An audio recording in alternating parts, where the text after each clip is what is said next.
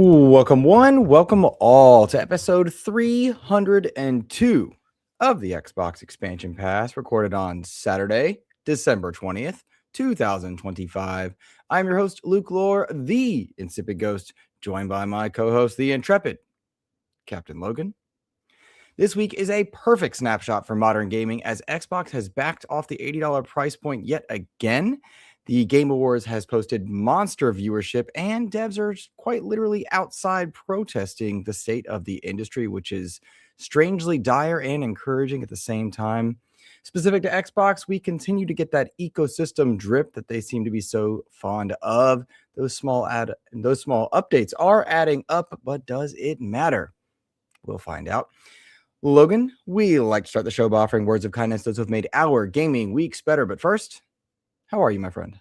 I missed this. I missed us getting to sit down and chat about video games for a couple of weeks. It was weird to not have the show for so long. But I know you actually had Jesse on, and I appreciate Jesse coming in to kind of do some predictions and stuff for the Xbox Game Awards. And I'm curious for us who have not gotten a chance to actually talk about our feelings on the Game Awards, to kind of see like what you think of them, what you expected, kind of like now that we've already been past it, like how are you post Game Awards? And honestly, as we kind of get creeping up into the 2026 timeframe, and wondering what Xbox is going to do for their live direct.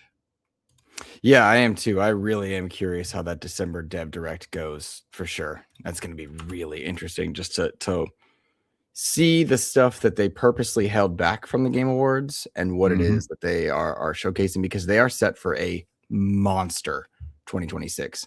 Xbox has a huge year next year. It's their 25th anniversary, I believe. Check me if I'm 25th. 25th anniversary. Hardware is likely on the horizon. The question will be, is this the full next Xbox, or is this their version of a handheld? Or does that get fully delayed because of the RAM shortages, etc.? And then there's a few other elements to that of like, okay, they've got a lot of games in the hopper. Does anybody care that they are Xbox?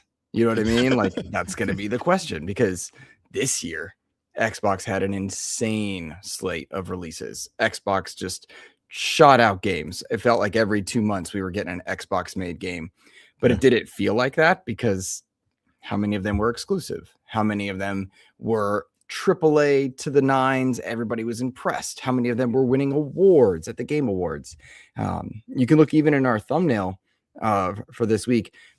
Doom is in the background. Doom: The Dark Ages did really well at the Game Awards. Got a lot of hype. That is a AAA game done right. Single player, no microtransactions. Get a lot of great just content right in there. No battle passes or any of that. Went multi-platform. Did people notice? Did they notice? And then you've got Black Ops on the right, which is ripe with controversy. On the left is Senua's Saga, which went out on multiple platforms this year. Award-winning, but did it make a splash? Not really. And then you got Claire Obscure right in the center, which that took away the Game Awards for all its hype, and that was a launch into Game Pass day one indie game. So just a lot of interesting takes on that one. I want to get our words of kindness. I also want to give a shout out to our chat, who has shown up and shown out already. Big shout out to Nicholas Johnson for hanging out. He says, hope you're feeling better, Luke. Thank you, man. It was a rough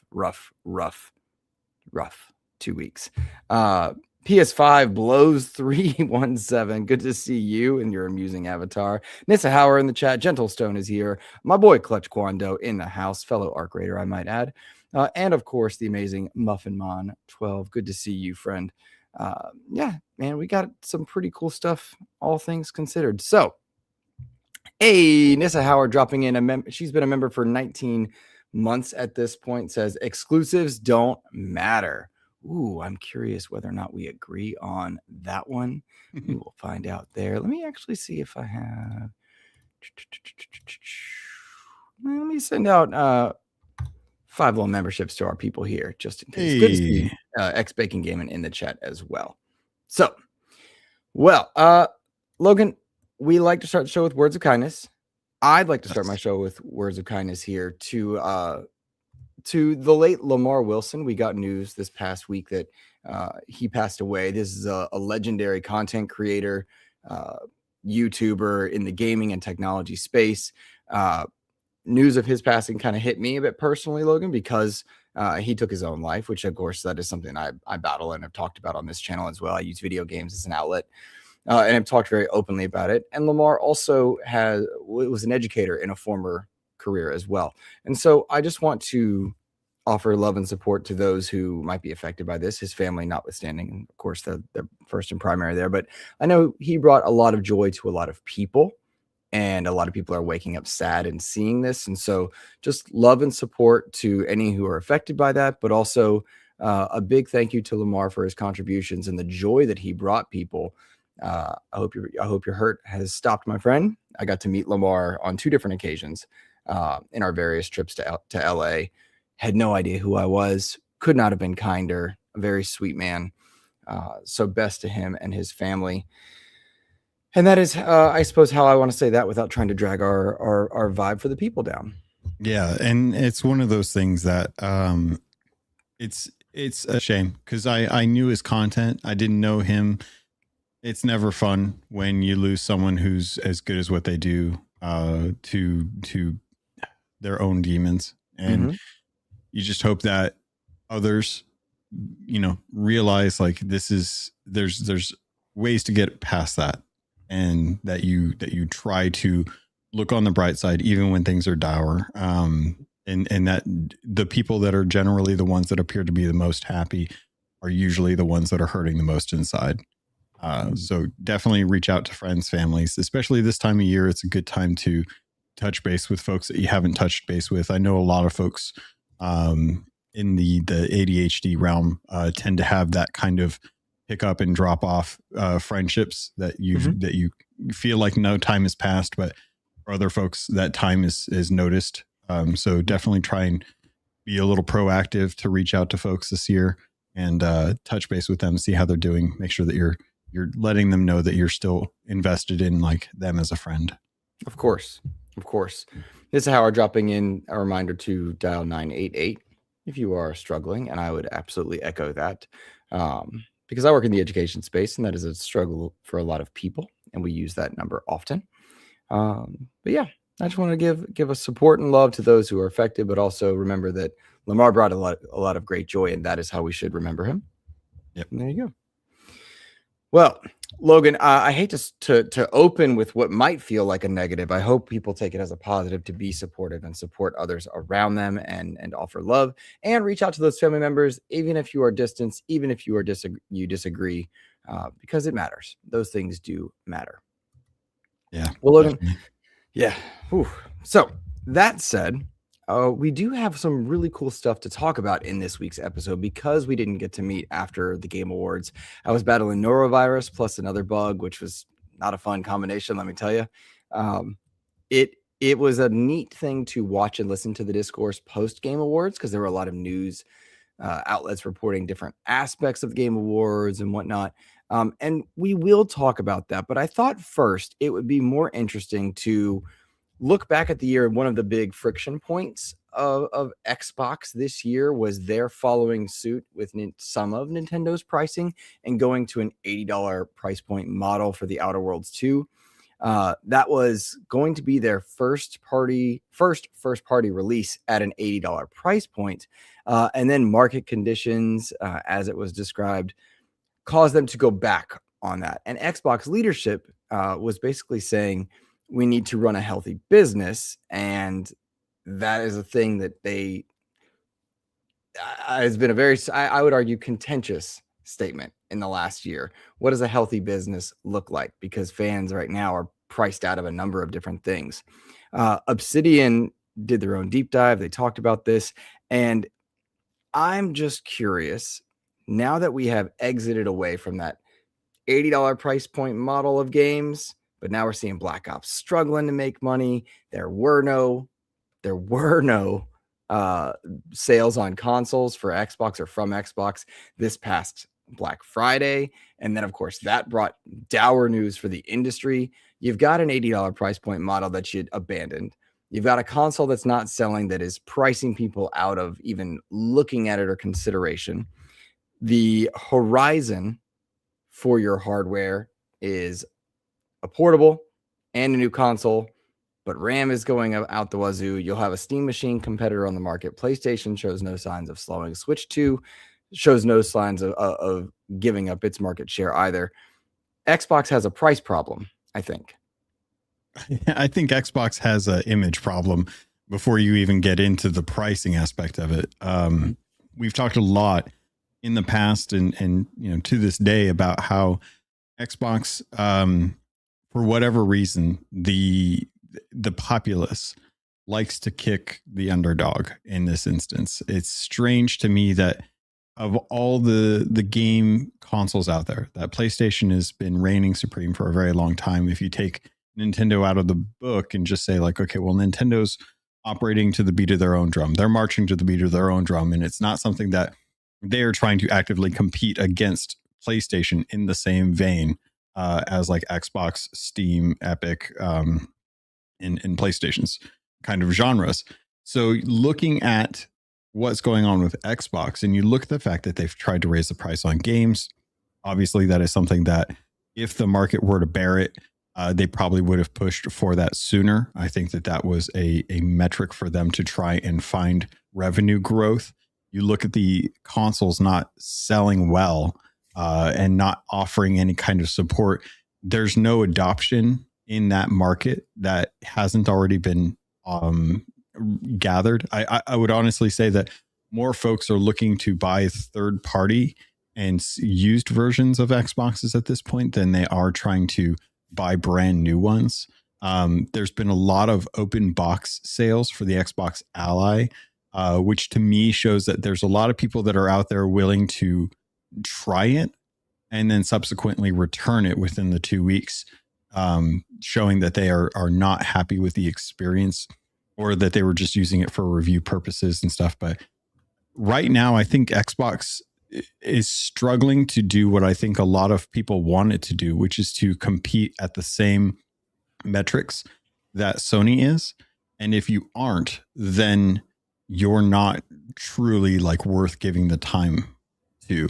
And I think that image problem, I think that lack of competitive desire to try and trump PlayStation in this case is what's harming Xbox more than just the actual cost issues. Because I think Sony is willing to take the hit to get their consoles sold because they're still operating off of the idea of there being exclusives. Now exclusives, come at the caveat of PC releases, but I would say, if Xbox were to take all of the games that they had this year and make those games exclusive, we probably would have seen a much different story this holiday season with hardware sales, because there's a definite, there's a good amount of games that warranted wanting to play that came from Xbox, and had they been exclusive, probably would have been able to, if Doom had been exclusive,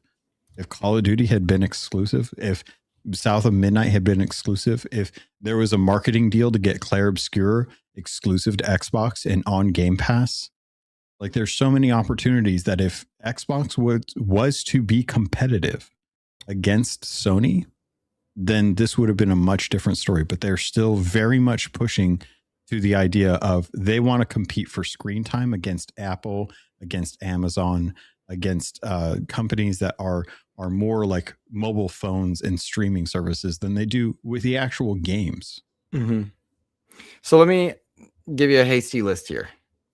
Avowed, South of Midnight, Oblivion Remastered, Towerborn, Doom the Dark Ages, Tony Hawk's Scooter 3+4, Grounded 2, Heretic and Hexen combination, Senua Saga 2 Enhanced, Gears Reloaded, Keeper, Ninja Gaiden 4, Outer Worlds 2, Black Ops 7.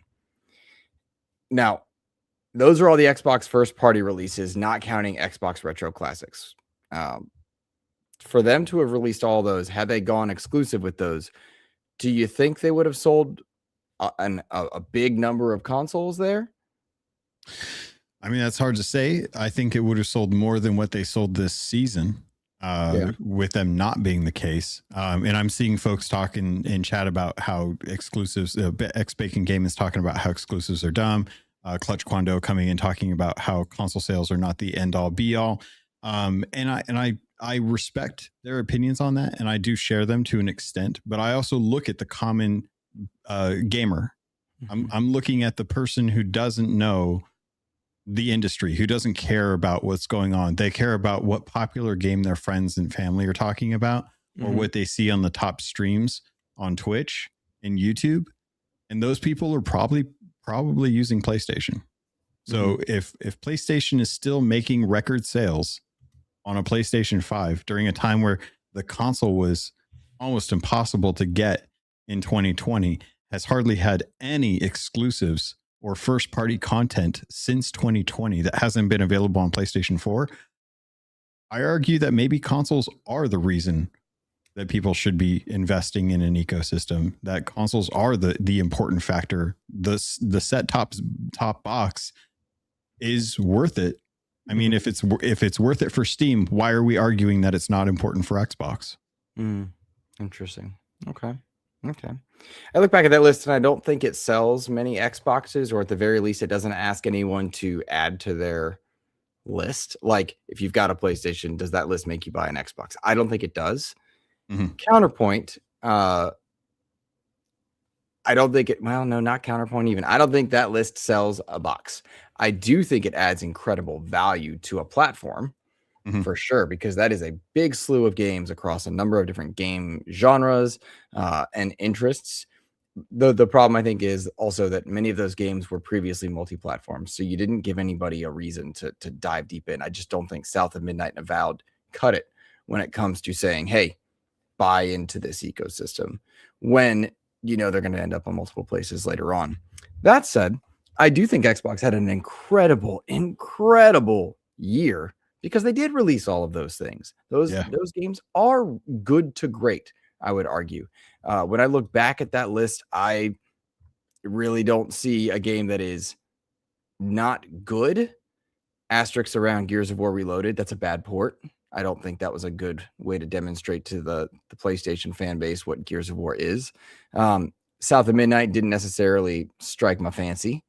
Towerborn, I don't think, hit hard. But I think the games are all good to great. I think Black Ops 7 is not nearly what people want it to be, but it's a very playable, worthwhile game. Like, you can't go in there and say the audio's bad or the gameplay is terrible. The graphics don't look good. That's one of the funny things about reception to major AAA titles, is that is the game broken? Is it bad? Like, there's a lot of like mix-ups there. It doesn't advance the Call of Duty medium in any way, shape, or form. So I think that's kind of the interesting thing when you look at that. My question then becomes, Logan, when you look at this and you look at what's going on with Xbox, you say they have an image problem. I fully agree. I subscribe to your logic. I'm on your side with that. I do think there's a price problem there as well, because you've got to launch a platform in 2026 via handheld. Give people a reason to pick up that Ally. I'll tell you what, I'm on that. I really want one right now. I'm never going to spend $1,000 on that. I'm not even going to spend $600 on an Ally. Maybe I would. An Ally X, right? But that's just too much for a platform that's not yet ready for big time. And there's no sign that it's going to get cheaper. And you're supposed to launch a big anniversary set. Are you going to have a special edition this year? Are you going to do your next Xbox? You know, like, what are you going to do right now for this upcoming year? Gears E-Day, Fable, Forza Horizon 6. Campaign involved for Halo. Whew. Then you're going to have DLC for Outer Worlds 2, Ninja Gaiden 4, Doom the Dark Ages, Age of Empires 2 Definitive Edition is also listed in there as getting DLC. You can strongly expect your Avowed getting a significant update, as well as a PlayStation 5 release, and Starfield is set to have its PlayStation 5 release. Yeah. May not have been supposed to say that out loud, but I do know that's happening. So, like, like, they've got a good year coming. Yeah. I wasn't supposed to say the Starfield thing. I don't know that's all rumors. Everyone's talking about it. I saw Paris talking about it as well too. Oh, did they? Oh, thank God. I saw Paris. Yeah, Paris was talking about Starfield on social Blame, media. I don't know what blame they were Paris saying, for but it's one of those things where I think at the moment, just with the current economy, we are running into the instance where gaming is starting to become that expensive niche and your one main hobby. No longer are you able to really kind of diversify your, and I mean, maybe you could, if you're looking to, if you're looking to actually like have multiple hobbies and stuff like that, you could absolutely do it. You could absolutely budget it. It's not impossible, but having $80 games, having consoles that are as expensive as they uh, are not doing your company any favors. And at that point, it's like, well, yes, if you're looking to make hardware, if you're looking to sell hardware to people to get access to that ecosystem, because you believe your ecosystem is better than others, then you're not doing yourself a favor by keeping the costs high, by providing that content available where people have already invested money. And it just kind of kills the momentum of, why should I invest in Xbox hardware next time outside of just, I appreciate having Play Anywhere available. I think one of the things about that I'm liking is that when I'm looking at some of these console sales, like winter sale for Steam and holiday sale for Xbox, both started. Good sale numbers. We'll talk about that later in the show. I had this moment, Logan, where I was like, all right, I know I want to add to my Steam library with this game because it has cross progression with something I play on Xbox. I play Arc Raiders here. I want to play Arc Raiders here. I play Dead by Daylight here, their holiday event, but I don't have it portably when I go because my wife's having surgery. Well, I'm going to be on the couch next to her for a good 2 days. I want to be able to play Dead by Daylight. And I was like, okay, I got to buy it here. And then it occurred to me in that moment, I'm like, God, if I just had the Xbox handheld, I could just, my library is full of Play Anywhere titles, and they've added so many games or transferred them to be Play Anywhere. I was like, oh, that's good, but they're also not native. And then I started getting into this. Do I spend $1,000? But the version's not native. It's not my full library. Some are, some aren't. Big old kerfuffle. And I'm like, nope, I have a Steam Deck. I'd rather spend $8 or $30 on this game and let it have cross progression than not. And then I got hit with, well, this game's not cross progression. So I started doing math, and that's so much further. That's so many more steps than the common consumer is going to walk through when they decide, do I want to buy this thing? And that's why people don't jump ecosystems. That's why people are like, nah, I'll stick with Apple. I'll stick with Samsung. I'll stick with Xbox. I'll stick with PlayStation. Because I have all the consoles. Yeah, I'm selling my PlayStation and my Switch and my old Series S as soon as I can possibly get a good trade-in deal towards either a Steam machine or the next Xbox. That's just what I'm doing. Because PlayStation's exclusives are now on PC. I don't use my Switch enough. I don't need the hardware to sit on the shelf anymore. So there's a lot to unpack in what it means to go into an ecosystem and why these companies should or shouldn't offer them. Yeah. And it's, I mean, we're having a good discussion in chat here, Clutch, trying to make the point that exclusives and cheaper consoles don't make you a top competitor in the market as far as like console sales and as far as like PlayStation versus Xbox. And I have to sit there and play devil's advocate at this point, because at this point, I would argue that whatever Sony's doing seems to continue to work. And if that's working, then wouldn't you want to? I mean, you're obviously, if you can't win, you give up, or you try to learn how to be better at winning. And those are the two options Xbox has. Xbox has opted in this timeline that they are going to go third party for pretty much everything and just make money off of the software sales on other ecosystems, which is a smart move. It's a good way to ensure that you're able to keep these studios afloat as opposed to continuing to like limp behind the competition. But if you're looking at reasons to have hardware, then having everything available everywhere else is not really a good way to sell me on the next console, because I'm probably going to look at consoles that are going to offer me the best bang for my buck, which is going to be whatever I can't play anywhere else and what I can play from other companies. So it's either going to be Steam or it's going to be PlayStation at that point. I'm going to shout out Freight Conductor joining the chat. Good to see you, Freight Conductor. Hope you're well. Yeah. Freight Conductor says, "I'll give you cheaper consoles, but if Epic shows that exclusives don't seem to be what people think they are." That's a good point. I mean, Alan Wake 2 certainly suffered from being an Epic exclusive. I believe it's Alan Wake 2. And a number of other games that launched into Epic on the PC side just didn't get the traction they needed until they hit Steam or until they became more widely available. That said, I will tell you, Logan, one of the things that has me saying, all right, I am getting the next Xbox, in theory, right? Money notwithstanding, is the ability to access multiple libraries that they are touting, because Epic does these great sales, so that sells me on the next Xbox, and even the Xbox Ally X is appealing because I can get to my Steam library, I can get to my Epic library, I can get to them. I just need them to streamline that experience. But he's right. Exclusives don't always sell. We had some great exclusives on the Wii U. Yeah, nobody about that thing. Right? Nobody about that thing. Those games didn't sell until they hit Switch. The PlayStation 3 had some solid exclusives at launch, just didn't sell. So to look at the Wii U, that was missed marketing. They did not identify why that console needed to be, or why that console was different from what a Wii was.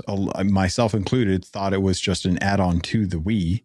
The PlayStation 3, obviously sales on that stagnate or were terrible because of the increased cost. Epic, I would argue, has very few exclusives outside of Fortnite. Alan Wake 2 was a very niche title. It's not a big. You take a Call of Duty and you make that exclusive, that to me would move a needle. But they can't, right? But they can't. But if they could, I think that would have been a difference, because how many people were scared that their Call of Duty was going to leave PlayStation? The people that were paying attention and weren't showboating and fluffing their feathers, peacocking, were absolutely yes. So, but I mean, obviously, in my world, I don't care. I have everything. I play everything everywhere, wherever I can. It's just one of these things that if we're talking about what Xbox can do, them not lowering the cost of their console, them continuing to try and push the market to the $80 price point, is one of those things where, that's not going to help Xbox in the long run. People are not going to invest in games when they have to spend $80. They'll wait for the sales and stuff. Gotcha. I was just doing some kind of haste reading in the background of which Xbox games are play anywhere, because I think that is the new selling point that they're going for. Yeah, definitely. And it's interesting because our library, if you're an Xbox gamer, your library is slowly becoming more extensively play anywhere. They've got over 1,000 titles now that are play anywhere. But it's a matter of does your handheld, or will your handheld, if you get one, or will your next play a native Xbox version or not? I just find those interesting things to be tracking, because we are going to have to make choices about what hardware to get. And I think it's really going to be a big determining factor of why you do or don't stick with an ecosystem, buy into a piece of hardware in the next generation. In general, I mean, at this point, I really, outside of the play anywhere feature and backwards compatibility, there's not a whole lot of reason for me to want to invest in an Xbox console next generation, because I've got a Switch 2. I've got a PlayStation 5. Most of the stuff is going over to PlayStation. If it's not, it's probably going to be on Steam or on PC. So I might as well just stick with the PC side of things and pick up my content there. But realistically, I don't know what they can do with a hardware, or what they can do with hardware that would have me be invested in what that would do for me more than what a PlayStation would do at this point. It's funny because I'm the other way. I'm I don't need a PlayStation. Their games are going to PC. I have a library built on Xbox that is now in 2 places. I can have my box under the TV be my Xbox that accesses multiple storefronts, again, in theory, right? Yeah, that's the rub is can you bank on buying the next Xbox with the rumor that they're going multi-platform on their console? Like, is that a certainty enough that you're willing to bank on that? I don't think it matters at the moment because we don't have to make that choice. But I think it's if I'm thinking about the future, 2026, provided RAM shortages don't skyrocket prices beyond Xbox and PlayStation's willingness to release a piece of hardware, which is quite possible. They might bump that stuff to 2027 and hope things get better. If they are going to release hardware next year, then, and I'm thinking about, okay, what do I want to do? Well, next Xbox and Steam machine are there. PlayStation is not, because I just don't have the library built. But I also don't think people are going to switch ecosystems either. I just don't see that happening en masse.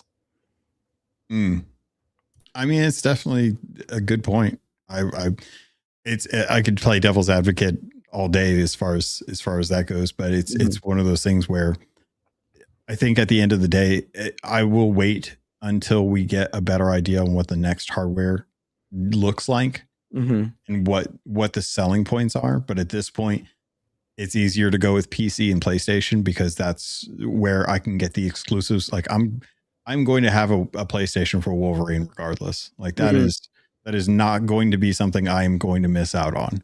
And I don't know that I want to wait until that hits PC because I like having the big screen. I like having that big screen experience from time to time, and especially with a game like that.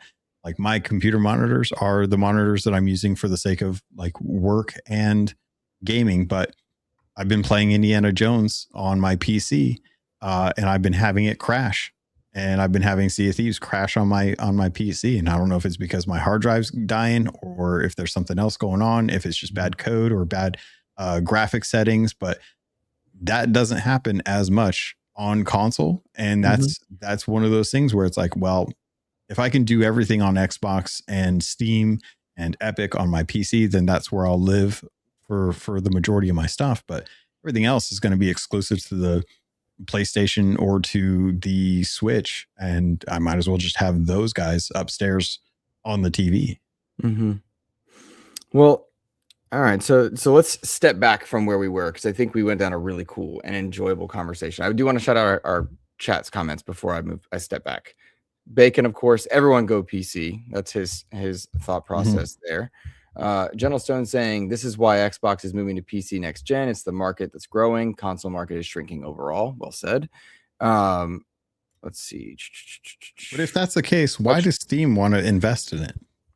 I don't think Steam is investing in the console market. I don't think they view it that way. I think what they're trying to do is provide a Steam Deck-like experience for those who are interested in a console market, and are also probably experimenting with the idea of shrinking their hardware and making it more accessible for future. Because if you think about it, to get things into a Steam machine, you are having to shrink components and provide storefront. Is this something that can they steal off and carve off a few more customers in this way? And in doing that, does that R&D then lend itself to a next handheld that jumps up in quality? Because they've already said they're not doing another Steam Deck until they get a significant leap. Okay. And of course, if they launch Half-Life 3 with the Steam machine, you are going to get people that buy in. I'm interested in one because I don't enjoy sitting at my desk to play video games. I prefer my couch and my floor. Don't judge me. I like sitting on the floor. I enjoy that experience for gaming. I don't like sitting at my desk. My desk is where I do work. And so that is just a mental thing there, for sure. But I also want to note and appreciate Freight Conductor and Clutch's conversation that they're willing to pay a few extra dollars to get an Xbox version if it's Play Anywhere versus the Steam version or the Epic version. And that's a fair acknowledgement in that as well. Muffinmon saying that PlayStation 6 isn't until 2027, according to rumors. Of course, yes. And I think right now companies are gun shy to even mention it, right? I think if there was a big console, we would have seen it at the Game Awards, can be teased. But why do that in a world where right now hardware is so expensive to manufacture, much less sell? And the traditional model of selling consoles at a loss is just not there any longer. The costs are just too high. And the customers, when you look at Black Friday sales and the lack of Black Friday sales, and which consoles sold the best, but also, does that really matter? Because it was the worst selling hardware month since ever, like 1995 or something. Yeah. Our customers, do they have the funds to buy in? Do they have the funds and the knowledge to buy in? And I think people are just too gun shy. And so it's a very difficult spot. And you go back, this is where I zoom back out. $80 price point was tried and backed off of. Increasing subscription service prices was done 2 times over. Console sales went up in price multiple times over. Console prices, actually, not sales. Console prices went up 2 times over. And now you're looking at all these massive AI companies buying up a lot of the hardware necessary. So it's just a scary place to be. And your PlayStation 4 plays a lot of the games that are coming out.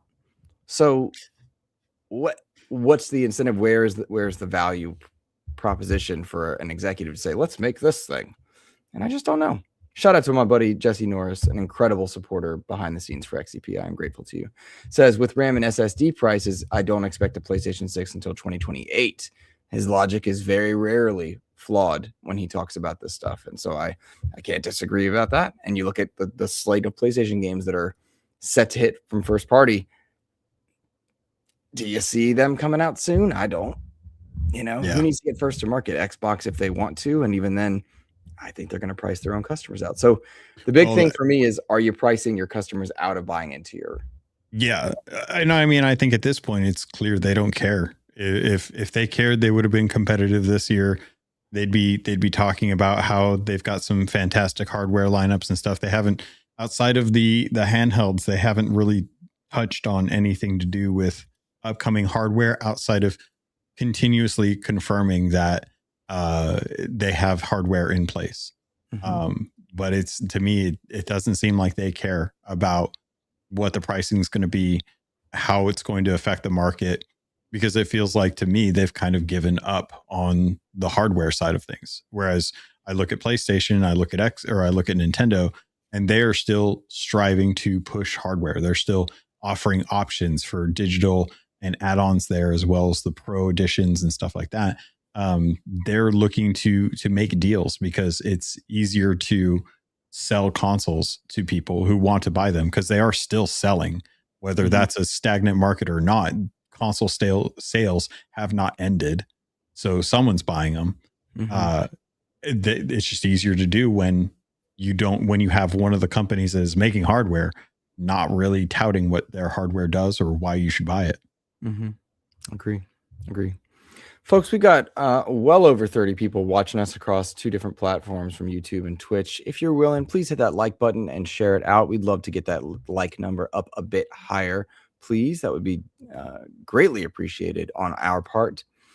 Logan, let's switch gears a little bit to talk about the Game Awards. We didn't get a chance to do this. We know a lot of those conversations might have been had by other channels, and so we won't dwell too much on kind of the same stuff, I guess you might say. But Game Awards had 171 million global live streams for the full broadcast. That is up 11% year over year.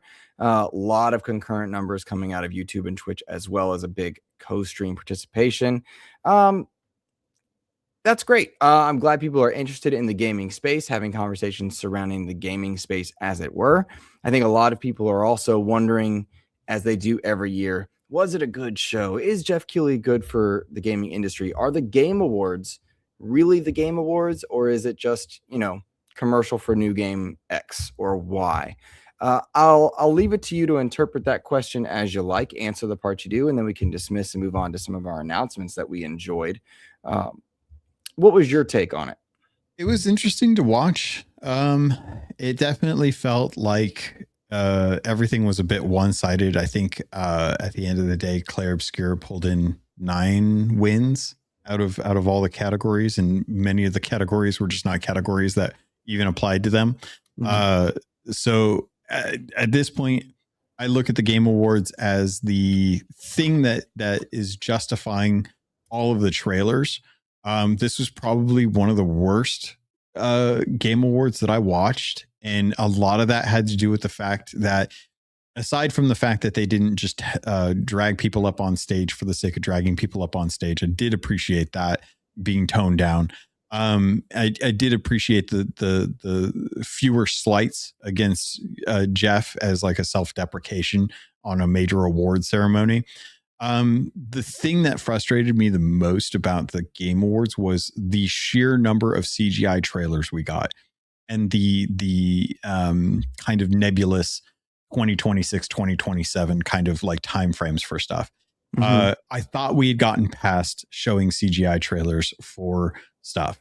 And I know a lot of it, sometimes people say, okay, well, it's rendered in engine and stuff. And I'm like, that's cool. But, you know, I want to see games. I don't necessarily want to see trailers that are just for the games. And I know that is effectively what the Game Awards is, but it's so much nicer when we actually have something that is going to be an actual game. And it kind of goes to like what I think Xbox does do well, which is their showcase and their developer updates. I think those are things that are bring in a little bit more interest because it celebrates the games that are going to be releasing instead of talking about the next Star Wars Knights of the Old whatever that is probably going to get canned in another year. And just that kind of those kind of games, those kind of trailers, to me, they're up there with like Metroid Prime 4, where it's like you really don't need to be announcing this. But that's just kind of my opinion. I'm kind of over the CGI trailers. I'd rather see gameplay. I'd rather see games that are actually like in engine, like actually playing the game as the trailer, as opposed to showing me a really, really pretty render. Fair. I do not get bothered by CGI trailers. I get bothered if a game is just getting started and there's no game there. I much prefer to see gameplay, but like, please do not tell me that a game is coming and it's going to be 5 years out. I prefer a 2 to 3 year max, like a 3 year max, to know a game is coming versus not. And that's just a preference, but I do not mind CGI. That does not bother me per se.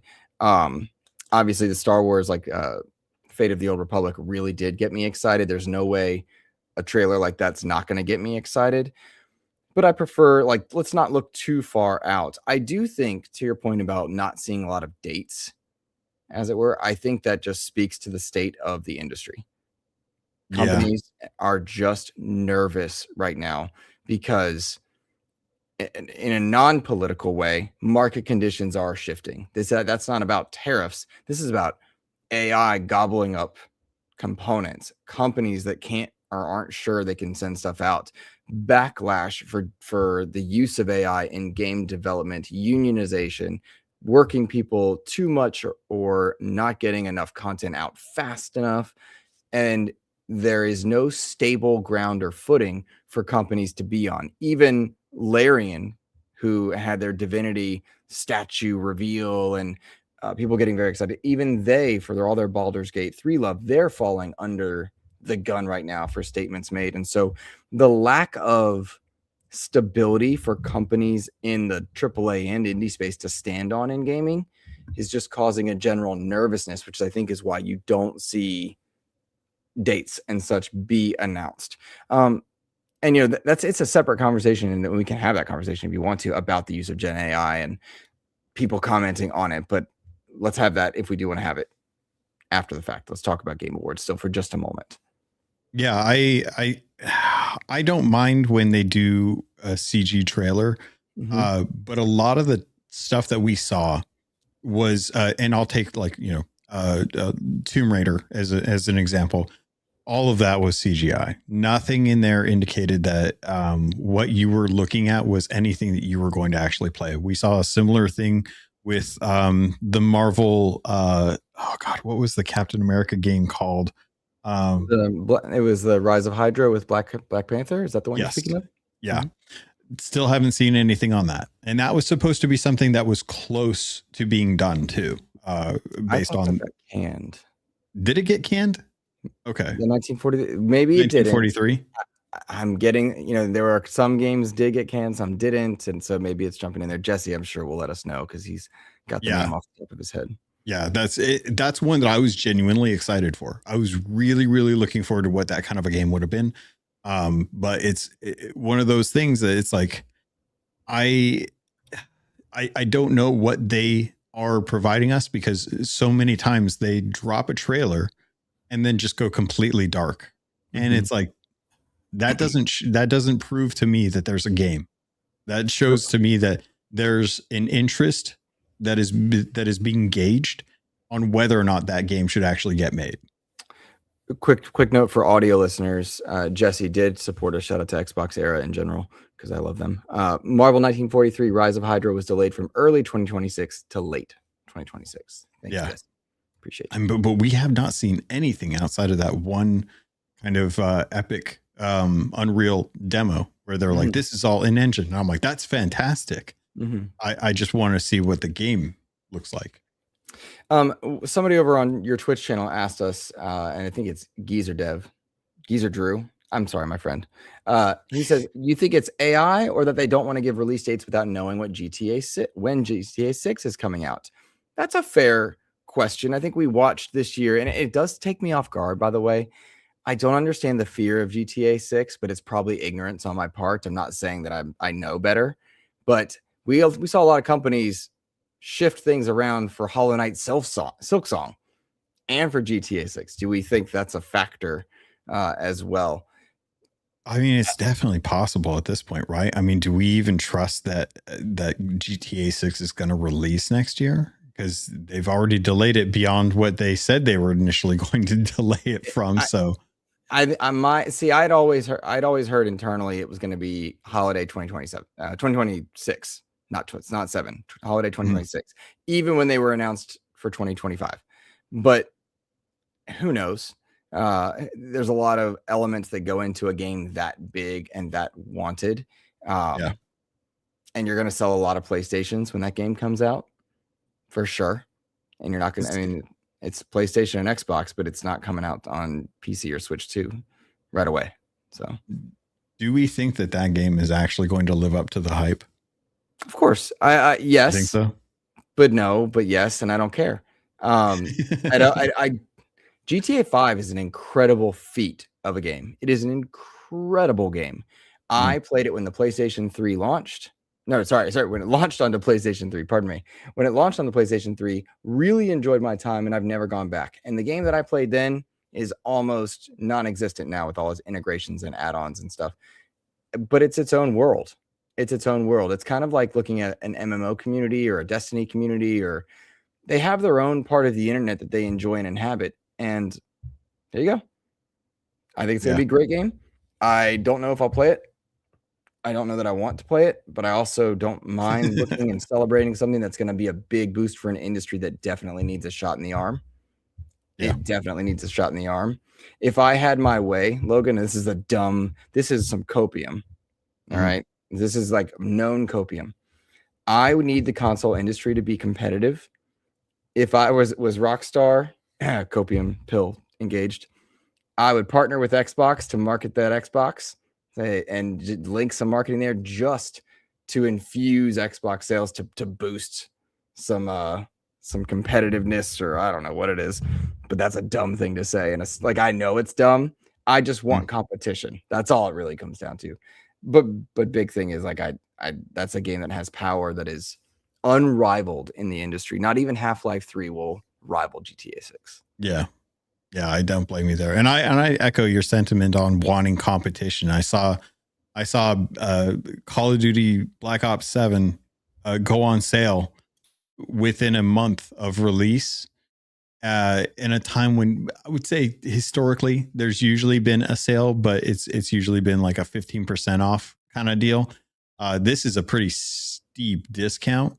And I would put it to Battlefield and Arc Raiders as the reason for those slowed sales. And when you have competition on the same level as what the current market leader is, you start to see a shakeup. You start to see messages come out from the studio saying, "Hey, we know we missed the mark. We're going to do better." And it's like, well, you better do better, because honestly, your competition's wiping the floor with you right now. And if that's non-existent, then you keep getting the same schlock that you've been getting for years and years and years. And if that's the status quo that you're happy with, fantastic, congratulations. You don't have to worry about change. You don't have to worry about adjustments or sways in the market. But for someone that wants to have strong iteration in the industry at a console level or even at a PC level, I very much want that competition. Yep. No, I agree. I think the Switch was a giant shift in that console market expectation of what a console means. And I think that we've seen a huge market come out of that as a result. Steam came out with theirs, then Asus, Lenovo, they all started kind of jumping on the bandwagon on what a handheld should be in an era when Nintendo literally took control of the handheld market system and controlled it for years. And it wasn't until they reinvented it themselves that they opened up the market to more competition. Yep. Good thought on that one. I agree. Hit that like button if you guys haven't already. Logan, let's talk about our favorite announcements from the Game Awards. I had a couple games that I put in our notes that I really enjoyed seeing there. I had a couple things that I'm really excited about. I'm going to start off with kind of the one that took me by surprise, which was Control 2, but it's not called Control 2. It's Control Resonant, the sequel to Control, as it were, a part of the Alan Wake universe. I'm a big fan of Remedy, except for that weird game that they put out, and I don't know how they or why they did that. But I really like Alan Wake's 1 and 2, and I really love Control. I've beaten that game multiple times. I think, by the way, anyone that sees it on one of those holiday sales, if you've not played Control, please do so. It is a remarkably fascinating game with some incredible physics and combat. And Jesse's just a great character in general. But I was really excited to see Control 2. I think that's a really, really neat game. Yeah, it looked awesome. I still enjoyed Firebreak. I think Firebreak is still a really fun game. Even if there were a lot of flaws at launch. Still haven't gone through the Alan Wake games. Still have not played Control. It's one of those ones that I own it now on like 2 or 3 different platforms and just haven't sat down to actually play through it. But this actually looked like one of the better showings at the Game Awards. Honestly, it was like one of the few where I was like, oh, this actually looks cool. This looks like a game that looks like it's going to be a lot of fun. Yep, very much so. Our buddy Ryu Ketsu, Clinton says, so much hype for the next Control. Still sad we didn't see Max Payne, though. Yeah, fair. I don't think you're going to see Max Payne for a while, but yes, I do think that new Control looks good. I just like seeing that universe expand. Logan, you don't do horror. I can't get you to play Resident Evil 4 with for fun. I think you should stay clear of Alan Wake 2. I think you can handle Alan Wake 1 though just fine. I think you'd be I've played through a decent chunk of Alan Wake 1 technically. Yeah. Was I paying attention? No. But I did shine some lights and I did shoot some shadows. So there's something around there. Well, there you go. That's the majority. That's it, right? Like that's pretty much it. You're just going around shooting shadows. Sure. Yeah. Sure. Kill Peter Pan. That's what we're saying. That's such a deep cut. Kids have no idea who Peter Pan is anymore. So yeah, Control Resonant looked really, really cool. But I also was pretty thrilled by Star Wars Galactic Racer. I think that looks like a really neat game. Mm-hmm. I know I'm going to get it because it's Star Wars and it does look good. I don't know how long I'd stick with a game like that over like Sonic Racing Cross Worlds, which is to me the best kart racer ever made, over Forza Horizon 6, which is set to be next year. I just don't know how much I'm looking forward to that. But I'm going to play it like crazy when it first comes out for at least 2 weeks. Yep. Yeah. That's one of those ones that part of me laments the freedom of being a child when all I had was like 1 or 2 games a year. And those games were really, really fun. And I invested my life into those games because getting like the top ranks on Star Wars Episode 1 Pod Racer was like the thing that I wanted to do during that time frame. Like when it launched, I was like, okay, well, this is my life. I'll go out and play, like laser tag and play with Super Soakers and stuff and rollerblade and do some street hockey. But when I'm not, I'm going to be in that Pod Racer. I'm going to be racing. I'm going to be. I think I maxed out Pod Racer on PlayStation 1 N64, my neighbors, because we would Yeah. trade systems every other month or something like that. And then when I got a Dreamcast, I did it again there. Yep. Just because that Pod Racer was such a good game, but it was so of its time. I don't know if it sticks around this time, and I don't know, like, all right, I'm playing Galactic Racer. Are you going to be sticking to like a storyline, or do I get to fly around in Luke Skywalker's X-wing on the track? You know, like, I've seen enough stuff to say I don't think I'm going to get to pop Mara Jade onto a speeder bike. I just don't think that's going to be it.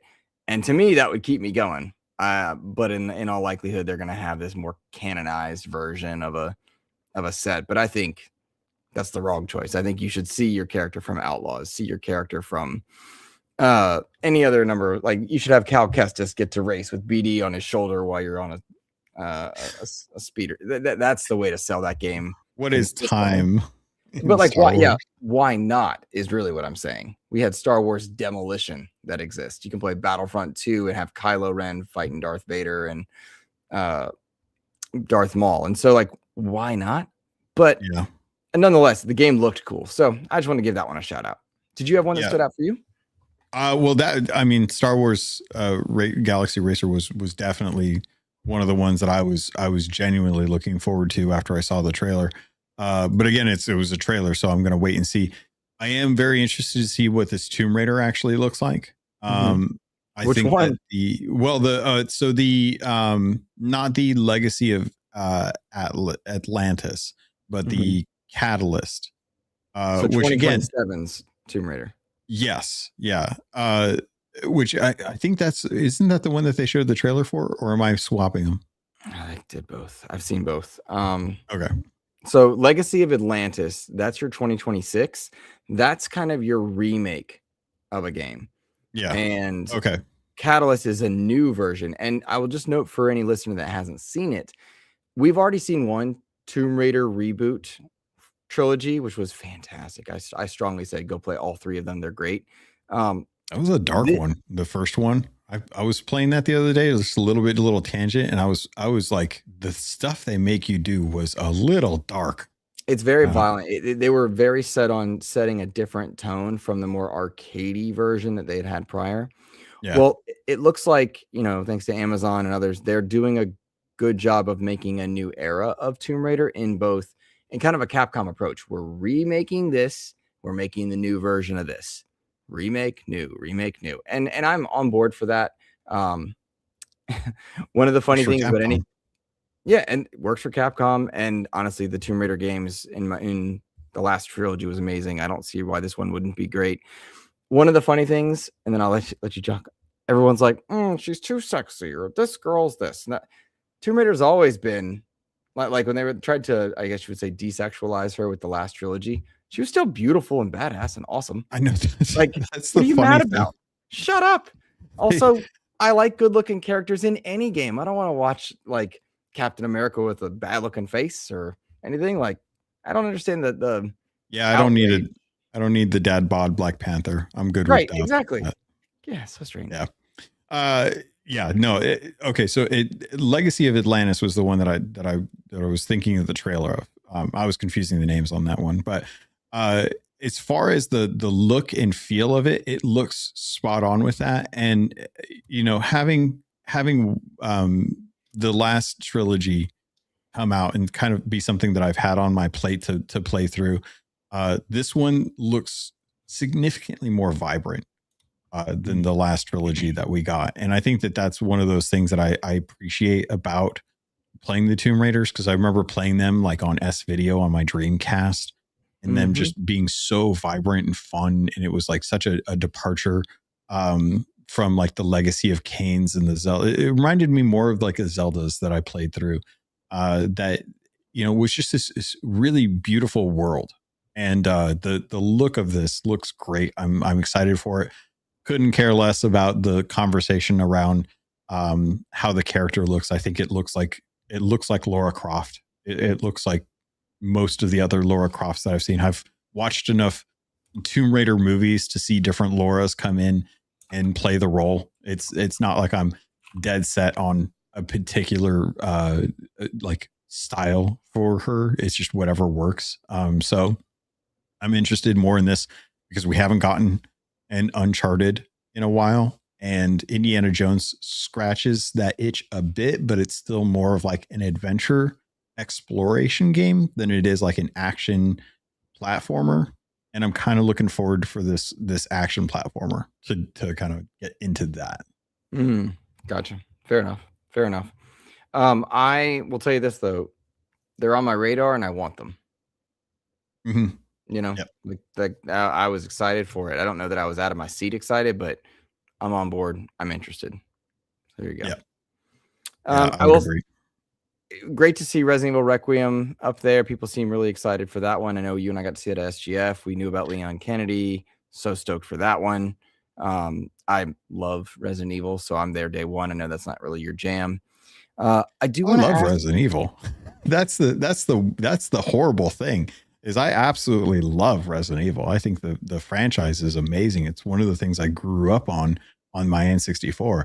I just have a hard time playing it with the design that they do, where ammo becomes more scarce the more you have, and I hate that. If I stock ammo and I find it, don't short me later in the game because of it. So I don't like the way a lot of them are designed now, but I still love and respect and love watching them. I watched friends play through 4 and 8 and 7. I've been watching a buddy of mine play through Silent Hill 2. So I love the games. I just have a hard time playing them. Yeah. Well, I know I told you recently-ish, they have a mode now where there is no ammo scarcity and you can just go through and have a blast with Resident Evil 4. That's right. I forgot about that. Yep. Okay. Yep. Strongly recommend, man. And right now is the sale time to do it. That's true. And you know, where's Steam? Where's what? Steam. I'm sure it's on. Dude, I'm sure it's on there. Probably. Yeah. So that's just a great pickup. I strongly recommend it. Get the gold edition because that's what has the mode and all the DLCs.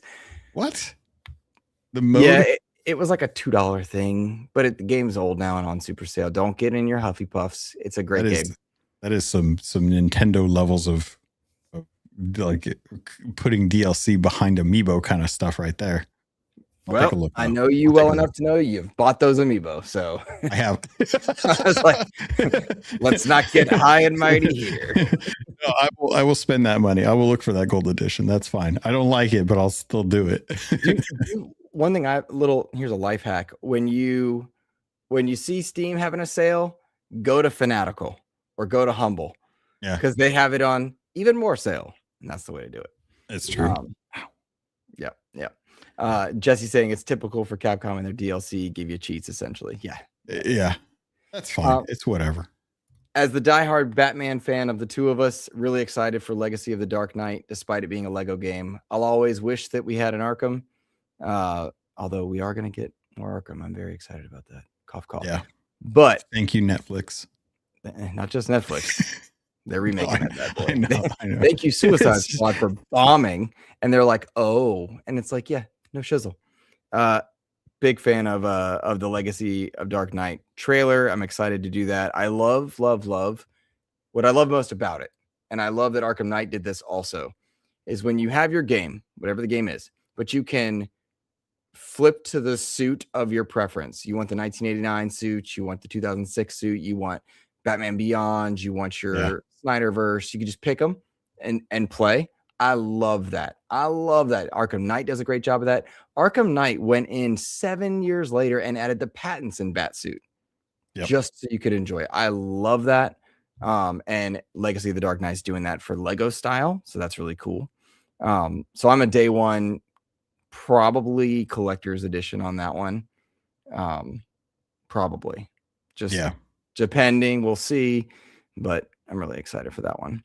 I really enjoyed that with the Spider-Mans too. Like the Spider-Mans let you get all the cool suits and stuff, and the suits, some of the suits had powers, some of them you could just have the cosmetic aspect of it and keep the powers that you wanted and stuff. Fantastic design there. Like let folks have that kind of freedom at the end of the day, especially with like single player games. It's just toss stuff in. Just let be fun. Be the character your version you want to be. I'll tell you this, I'm bummed by the way that uses that Spider-Man 2 is not on a big sale for Steam. It's like still 40 some odd dollars. I was really wanting, because I thought I have 40 a was favorite. 40 Spider-Man, was the sale price, isn't it? check behind me. Because Check behind me. that was what because I was looking at it because I haven't bought it yet. I was looking at it on PlayStation, and PlayStation was saying that Spider-Man 2 is $40 as well too. And I was like, well, that's all right, but I'm still not done with Miles Morales, so I'm holding off. I think Spider-Man 40 was 2 is $48 on Steam right now. To me, I'd that's not a wait. big enough sale. Yeah, It's I'd just wait. not. Yeah, which stinks, because like I have a favorite Spider-Man. I like Andrew Garfield's Spider-Man. Yeah. Do you know what I mean? That's my preference. But that suit from that he uses is not available in Spider-Man 1, which is a bummer. You know? So no. All right. Hey, shout out to Bradley the Badger. I liked that one also. Did you like that game? Dude, that game looked fun. That game looked like the 3D platformer that we haven't had since like Ratchet and Clank, and I was there for it. So if it had just been him running through what was it, Cyberpunk, The Last of Us, and I'm blanking on what was the other, Bloodborne. If it had just been that, I'd have been totally fine with it as well too. But they brought in that whole aspect of messing with the geometry as if it was like a dev in like a gray box style of like design, as if you're like manipulating things in the world through Unreal Engine. And that was one that I was like, oh, this is cool. It's unique in a way that you don't really get to see too many platformers really do. I think it's a fun take on a game that's playing around with the idea of like, oh, we know what the most beloved games are. So I was very happy about that. And the whole weirdness at the end with the live action has me asking so many questions. I was like, okay, I don't know what's going on here, but I'm in for it. I'm definitely going to be jumping into that. Yep. I think the last one that I'm stoked for, Logan, was Exodus, which I wasn't expecting to be excited about because the blasphemy, and I'm so sorry, everybody, because on paper I should love Mass Effect, but I don't love Mass Effect, and I'm so sorry. But Exodus has me hooked immediately. I like it because I can just jump in. It's modern gameplay. I don't need to like go back to the old style to play and learn a story. That might be it. But this is a AAA action RPG out of Wizards of the Coast and Archetype Entertainment. It's got BioWare devs on it, former BioWare devs, I should say. Definitely looks like Mass Effect, tell you that. But I'm really interested in this one. I'm day one on that one too. Yeah, I loved the choice based system. Fun fact: I apparently am really big into choice matters games. I didn't ever think about that, and Mass Effect was kind of that first foray into it. It really kind of sunk in with what was it, Cyberpunk 2077. So if they bring anything like that into Exodus and have a decent story, which for all intents and purposes is very possible. I'm here for it. It's a new IP, and you know how I am about new IP. I love seeing when companies take a risk and try to build something that no one's seen before, as opposed to just kind of rehashing stuff that we have. So this is really, really interesting, and it's in a genre that I enjoy, compared to like something like Saros, where I think that the world of Saros is amazing looking. I think it's really badass, but it's a gameplay style that I may or may not enjoy. So it's very, very kind of like teetering on that edge of like, do I want to try it? Do I want to give it a chance? Like Returnal is one of those ones that's like I have on my backlog that it's like I want to give it an opportunity to see if I enjoy it, because it does look like a Metroid Prime, just a little more involved with a shmup style of gameplay. But Exodus looks compelling in a way that, I think if you were to build a world, I think this is a world that I think a lot of the devs who worked on Concord were hoping for, but had to toss it into a hero shooter style game. And this looks a little bit more up the alley of like what I see when I think of like Mass Effect or Halo. They're just building a world. It was kind of what I was looking for with Starfield as well too. And that's again another one of those choice matters type of games. Be very curious to see how Exodus goes. But it was there was some action, and I appreciate that because you can kind of see a little bit of where they want to go with some of the mechanics and stuff like that. So, but it's it's still a ways out. So I'm hopeful, but I'm gonna hold reservations for now. Fair. I that was all it for me. Was there anything that you wanted to share from Game Awards that I missed? No, I don't think so. There was definitely a lot of really interesting trailers that I'm curious about, but because so many of them were just trailers, that I'm not going to hold stock in anything too crazy until we get closer to launch and we can actually see gameplay. Fair. Sounds good, man. Logan, I'd like us to read our patrons and thank them for what they do, and then I want to talk about this Xbox Dev Direct happening in January. Yeah, but I think it's your turn to read the old. Let's do it. Patron supports. So you let me know when to hit the button, and you can. All right. So as always, we get tons of great support from fantastic people out there. As a result of the Patreon support, we're able to help take care of the bills. Head over to patreon.com/the Xbox expansion pass to help support this content if you enjoy it. Even when we disagree or agree or just play devil's advocates on things, it's always nice to have that conversation because it helps kind of show that everyone has a really strong point when it comes to discussions. And we see that a lot with our Discord, which is where the patrons live. So as always, we like to try and shout out our tier 2 and tier 3 patrons on the show to let them know that we appreciate their support, especially during this time of year when it is hard to try and justify the services that you're subscribed to when you have other folks that you want to invest in. So as always, thank you to Jimmy, Matto 1606, Matt Valdez, Clutch Quando, Omen, Jesse Perez, Fado, Aaron G, Nick Bentley, The Scarecrow, Ken Rosling, Fabian Winkler, Regis Stella the Brony Pirate, Rob Frawley II, Tao Zochi, Nicholas Johnson, Randall Thor 19, African, Game Positive, Jam Pack Sam, Red Beast, Dano 12, DJ Hero, Brendan Myers, aka The Winter Gamer, the Lord Sir Master James Suddy, and Sony's VP of Marketing, Kevin Butler. Thank you all so much for your support. Thank you so much for your consideration.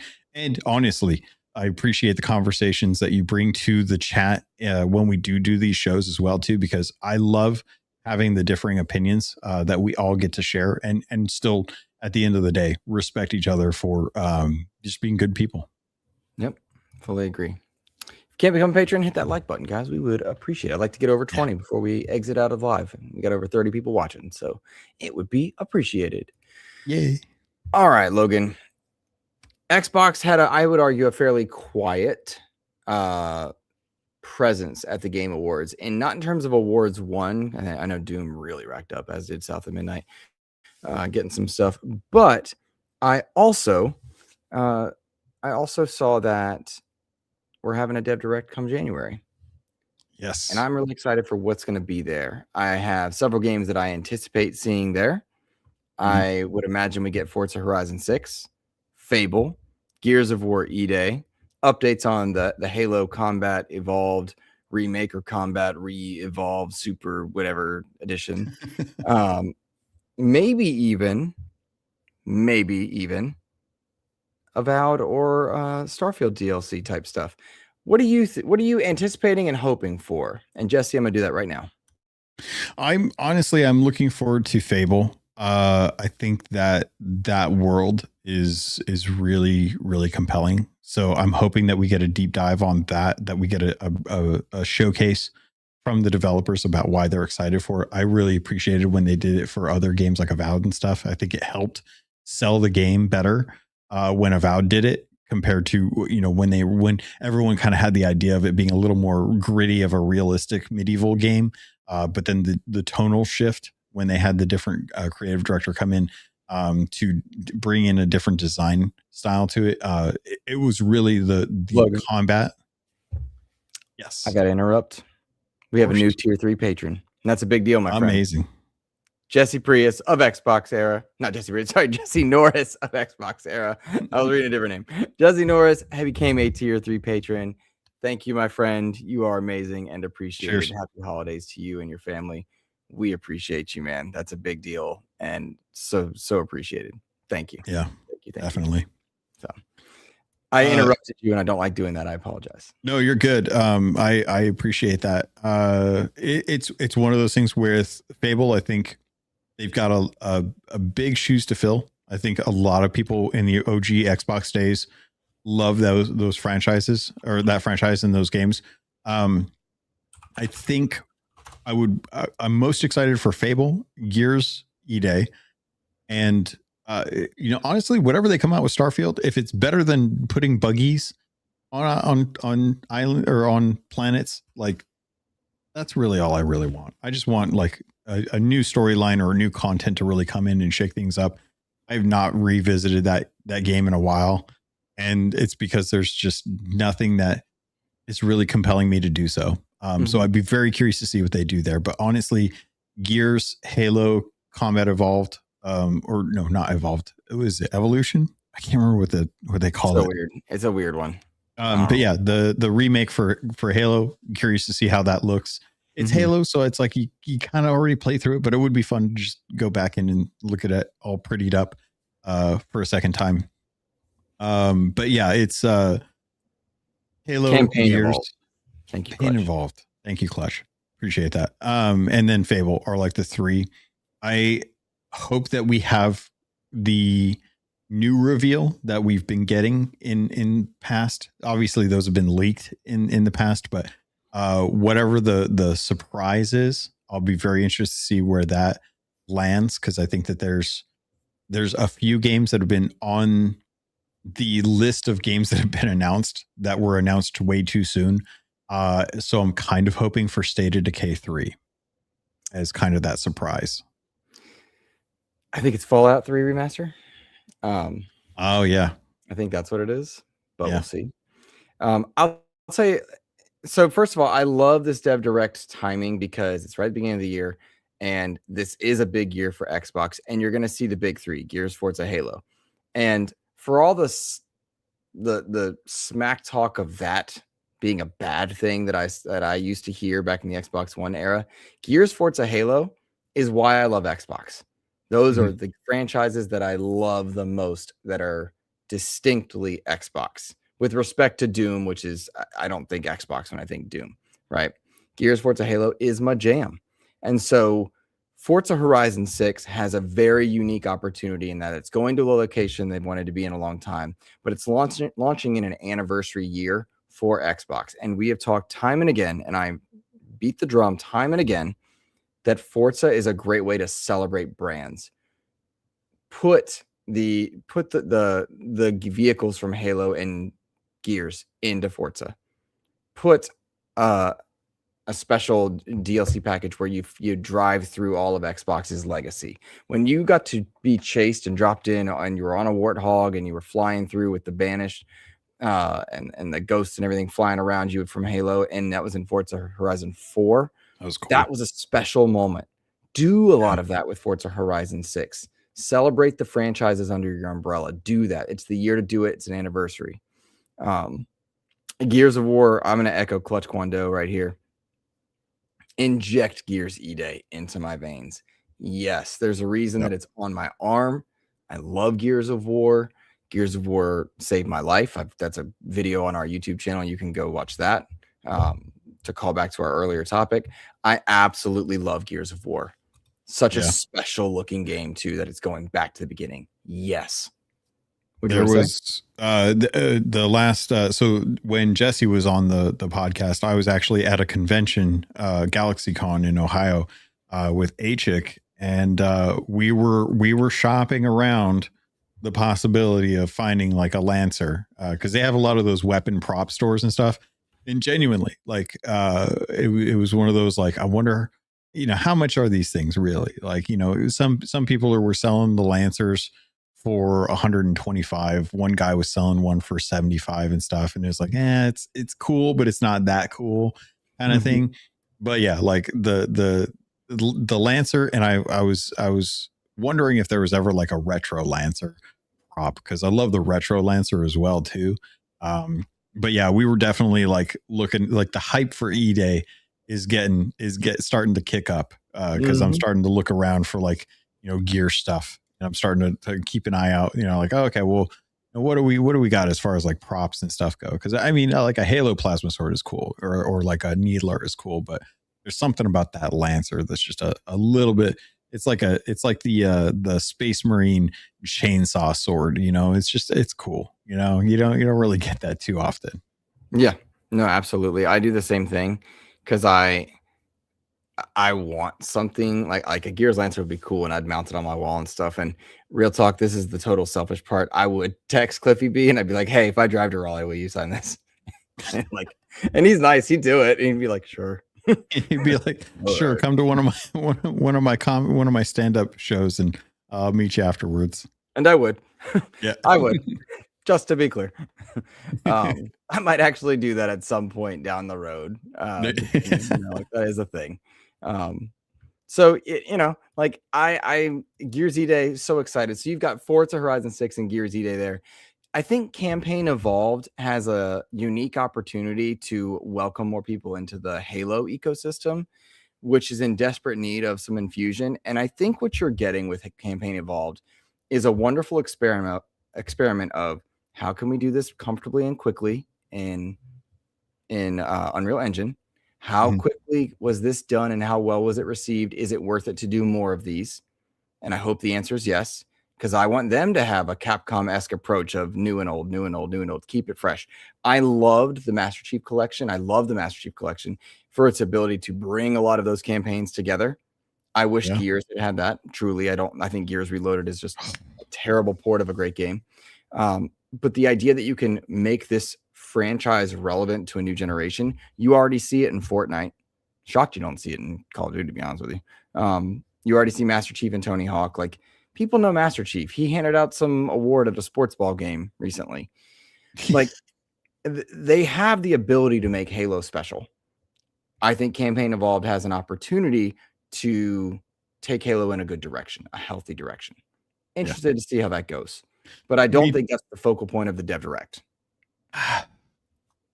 Yeah, I like the idea of the Dev Directs being from the developers themselves, and I agree with you that I think that we've already seen the equivalent of a vid doc for Campaign Evolved or Halo, so I think we're good on that front.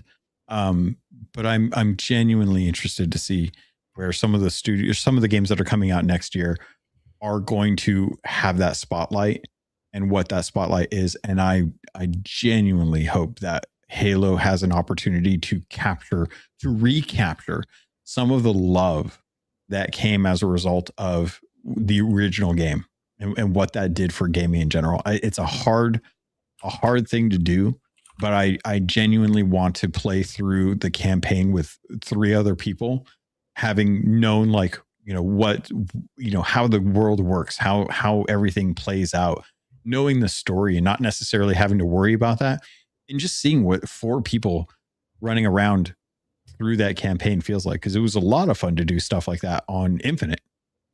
Infinite with co-op was hilarious. I just didn't like the tethering aspect to it.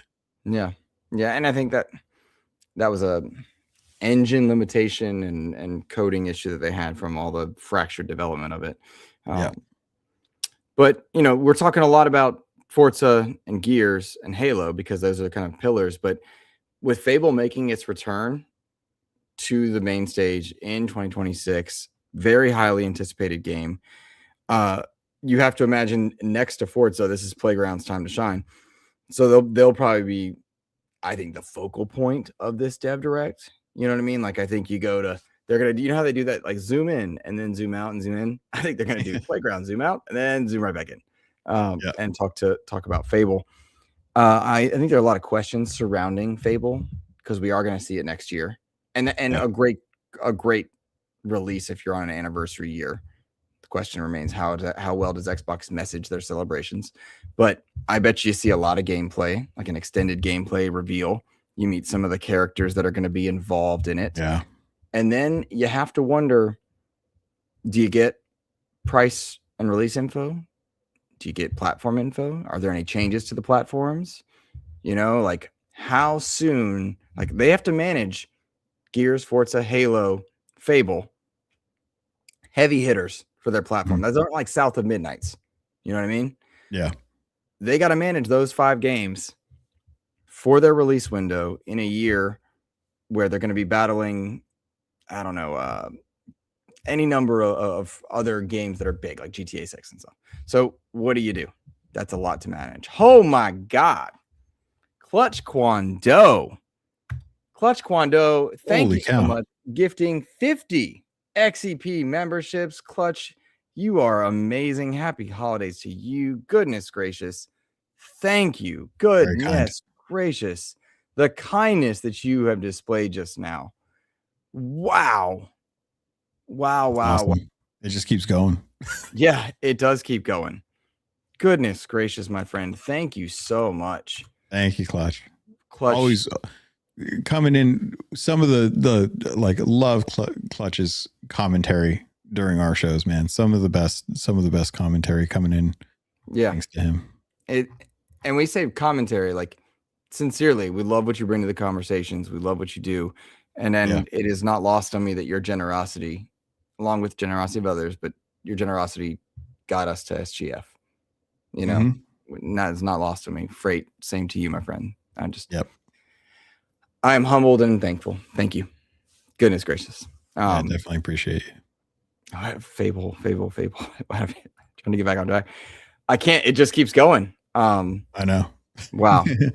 I'll say that if Fable wants to do well, they have to appeal to the characters that you're going to interact with and show the comedy that I think Fable's expected of them to put in. Because that's, at the end of the day, I think what a lot of folks will really enjoy is that kind of dry British humor that came from the original Fables, and I'm genuinely excited to see what they do with that. But please just, you know, have the gameplay and have the story be the most prominent part of the developer direct, because I think that's where I think that game lives and breathes is in that style or in those areas. Sorry, I'm trying to manage on the back end here. This is incredible. One of the things I think also about Fable is that you have the opportunity to not just reintroduce, but remind people what Xbox is now. Remind it what it could be. And I'm curious, do you think you see a PlayStation release on this one at launch? A lot of things for honestly, I hope so. I hope that, you know, because with some of the recent games that we've gotten, it's either been day and date with like Doom, or it's been delayed with like South of Midnight, or I'm blanking on the other one, Indiana Jones. So with Fable, it would be nice to see like them kind of say, hey, this is going to be day one Xbox Ultimate. You can play it that way if you want. It's going to be on PC, and then in you know, if it releases in May, then come August or September, the PlayStation rollout comes out for that as well too. And they kind of start showing their hand a little bit more about what the release cadence is going to be for PlayStation. It's either that or just, you know, go ahead and toss it on PlayStation from day and date and let the audience kind of pick and choose like where they want to play it, which I think is what we've all agreed is kind of what Xbox's MO is at this point. So look, Logan, go ahead on. This is your turn. My turn. Okay. So, Freight Conductor coming in with 20 Xbox Game Pass memberships. Again, thank you so much, everyone, for just the love and support. It really does mean the world to us. And it really does, like, all of it does go directly to the podcast. Yes, there's nothing from the support that you guys are sharing that goes towards any of the stuff that Luke buys for himself, whether it be skins in Marvel Rivals or Helldiver passes. Like, that's all out of his own personal pocket. Everything from you guys goes straight into the costs of the podcast that go towards, you know, like us getting controllers for reviews. Yeah, StreamYard. It goes towards hosting. It goes towards the software support for Canva, any of the thumbnails and stuff, any of the reviews that we've done. All of that's been edited and worked in through Canva, and the podcast is literally taken care of because of the support that you guys bring to it. So it definitely means a lot to us to do that. And as much as I love you all, I am scared of what happens next year when we start looking at what shows to go to, and I have to start thinking about whether or not I'm going to have to wear Crocs, because I don't want to, but the Xbox Ones are out, and I would not be surprised if Luke somehow sneaks the requirement that I have to have them. You do. All right. Don't though. And I'm gonna tell you right now, I really like the Xbox Ones. They're very comfortable. No. They're very comfortable. I hate it, then I love it. I think you like it. I think you actually love it. I swear to you, I did not like my Batman ones. Yeah. But I got a smaller size down, and I'm like, oh, okay, these are house shoes because I can't do it in public. But I really do like the Xbox ones. And Logan, I will tell you, truth. I have not sent you your Crocs controller. I am going to. I need your new address, a reminder. But I was so sick that I couldn't get, I forgot about that. Yeah. Well, I didn't. I just knew that I couldn't get to there was no way. So, but I will send it. Oh my God. I can send you both if you want. So if a chick wants one. No, the Crocs, the Crocs that I own right now are already it's a case. It's just plastic case. It's like a normal thing, but it does have a cool little you sneak under. I'm gonna pull this back right here. Little Crocs guy. But it's just a good controller. It's a normal controller. Yeah. But no, it's fun. It's fun. Oh, that's too funny. Freight, Clutch, all of our members, Jesse, we appreciate you guys. Thank you guys so much. Thank you for the support. I appreciate it. Yeah. So I'm gonna loop back to one last thing we have not talked about. You mentioned State of Decay 3. I think Jesse did at one point in our chat say that's more of a 2027 thing, most likely, per Jez Corden. Mm-hmm. And I'm okay with that. I do want to see. Hey, chick, I see you. Send me your address on Discord. I'll send it to you. I'm serious. I'm happy to send it to you. I do not mind in the slightest. You're very supportive of our show, and we appreciate you. And you take good care, Logan. I don't think you see State of Decay 3, but I do think you see updates for Avowed and Starfield, both. And I think that's a good thing. Starfield, desperate for some attention and love. I do hope they do some major updates to that thing. Send it to PlayStation. Put it on PlayStation. Well, yeah. I remember not an hour ago, I was terrified I've leaked that somehow. And then they all said, no. They all said it. I've been so sick, I haven't paid attention. So I'm glad. Yeah. But I think it's the right time to see Avowed and Starfield get some spotlight. Avowed really is a great game. I really enjoy that game. I hope people do check it out. I hope it gets some good content update, quality of life update that people can enjoy. And I think it's a great game for portables as well. I also want to see Starfield get some meaningful content and UI cleanup, everything, because I like Starfield a lot. I'll tell you also, crossover with Arc Raiders. They have some good visual crossover there. I loved what they did with the Doom content in Starfield, Logan. They opened a door to that was a cool mission set. You have options there of doing cool stuff. Yeah. And there was one other thing I really want to say. Oh, I anticipate you see a Fallout 3 remaster. That'd be interesting, especially given how we just got the Fallout second season out. Keeping that train rolling. We just had the update to Fallout 76 with the ghoul and the missions and the bounties and stuff. So I love the Fallout world. I think the Fallout world's one of my favorites from Bethesda. So them doing a 3 remaster would be fantastic. I would kind of like to see if there's a way that they could get New Vegas a remaster though. But I'm not gonna say that's a must-have thing. I actually think that doing a new Fallout would probably be something that I would rather have at this point. I apologize. I was typing. How dare. I know. How dare. Logan, is there anything else that you would like us to cover this week? Logan, you have Starbucks at your door. according to Oh, your girlfriend. fantastic. Yeah, if you want to go grab that. I am going to pull up and just make sure that we don't miss any questions for the show. I think we've covered all of that one. And folks, if you've got questions, please drop them in there. I will point you guys to the December sale that is going on right now for Xbox. They've got their holiday sale going on. There are a bunch of games that are on steep and heavy discount, which is pretty darn cool, all things considered.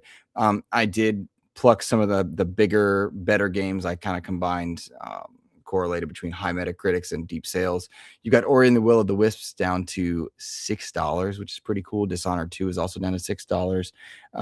Witcher 3 Wild Hunt is at $13, which is pretty darn cool. Outer Wilds, $15. Resident Evil 4 Remake, $20, which is cool. Cyberpunk at $24. Baldur's Gate 3, not on a big discount, all things considered, but it is down to 55, but it's a 99 Metacritic.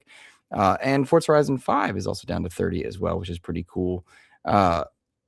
Jesse in chat saying, out of all the sales, I snagged Returnal for $20 on PC. Great call out. Great call out. He cannot wait for Staros. I am not sure what I'm going to snag off of my sales just yet, because I've got finally time to put down Arc Raiders because I hit my expedition, Logan. I hit my expedition number, so I'm maxed out for that one, and I'm going to wrap up and work through Silent Hill 2 now that I'm on vacation and finally play Dying Light. If I saw Spider-Man on like a fanatical sale, Spider-Man 2, I should say, for PC, I would snag that one. That one I'm waiting on, but I know I wouldn't play it right away. It's just like we talked about. I want the suits, and I want it to be on my Steam Deck while I'm downstairs with Hillary, because she has that's my wife. She has her other arm surgery. She had one over summer. Now we're doing the other arm next week on Tuesday. She's in for surgery, and so fingers crossed that goes well. And partly why I went to the doctor, just to make sure I was healthy, because I had 3 bugs back to back. Yeah. So I'm looking forward to it. But yeah, those are just some of the sales. There's a lot of big things on sale. And again, a monster year for Xbox in terms of releases, and a lot of good games on sale. So those are some of the call outs. I'm going to tell you guys, Assassin's Creed Shadows at $35. I really like that game. It is among my favorite games this year. My game of the year is preferably Arc Raiders, but I really love Shadows. I don't know why people get mad at Assassin's Creed games, but I really love that game, and I recommend it. Yeah, I think it's just the disdain for Ubisoft at this Fair. point. I respect that. To me, the two different things, you know. I think that how large the games have gotten, the bloat on the worlds is another aspect of it too. People liked that kind of mainline stuff, which I think is what people enjoyed about Mirage. But genuinely, like, if Ubisoft games are a world to live in that is not tied to multiplayer, which is not too often do you get to have that kind of, like, Cyberpunk was the last time I was so invested in a world that I was like, I want to live in this world. This is fantastic as a single player game. Assassin's Creed games, Far Cry games, those styles are the things that if you wanted to spend your life in those, that would be easy. Yep. Agree. I love that Jesse agrees with me about the masterpiece. Let's go. All right. Just a real quick. I'm just rolling through our Patreon notifications. A shout out to Glyphere. I'm worried we didn't give him a shout out because I had it on a different part of the doc. Shout out to Glyphere. Logan, that's it for me this week, man. I've really enjoyed catching up. We had a longer episode than we've been doing, just because we missed a week, and we had a lot of cool topics and some great people in chat with us this week. Anything you'd like to call out? No, I think everyone is really, really generous this week. I think everyone's done a really nice job of kind of showcasing their comments and concerns and feelings and stuff. I think it's great that we get a chance to talk about this before kind of the holiday season. So thank you to everyone for showing up, like the last weekend before Christmas, basically. I hope you all have a safe and awesome holidays. I hope everyone gets what they want. And please take care of yourself as well as others if you can, just to do right by everyone. And we will all see you probably next weekend. Yeah, we should do this again. Yeah, maybe okay do another weekend of this kind of stuff. Yeah, I don't think the holidays will stop us from enjoying content just based on We'll the have to timing. see. Yeah. I know I'm going to be out on vacation, so I know I'm going to be away, but we'll see if we can still get that to work out. Who knows? Sure. We and a good time to say also, because some shows take breaks. We take breaks when we need them. Obviously, we took last week off. That tends to be how we operate. We just appreciate everybody that does hang out. We make content because we love it. We enjoy it. We make content because we enjoy hanging out with all of you. Merry Christmas to those who celebrate. Happy holidays. Should you celebrate any other? Thank you guys so much. May your time with your family be good. So there you go. Agree. That's it for us. Have a fantastic rest of your week, everyone. Thank you for all the support. Take care.